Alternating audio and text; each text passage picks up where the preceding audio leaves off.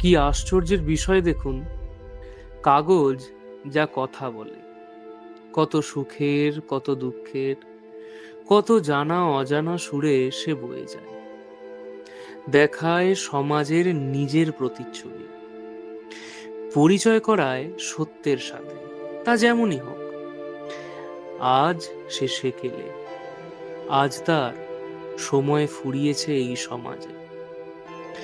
সময়ের এই বিশাল যাত্রায় আজ তার মূল্য ফুরিয়েছে, কি বলুন?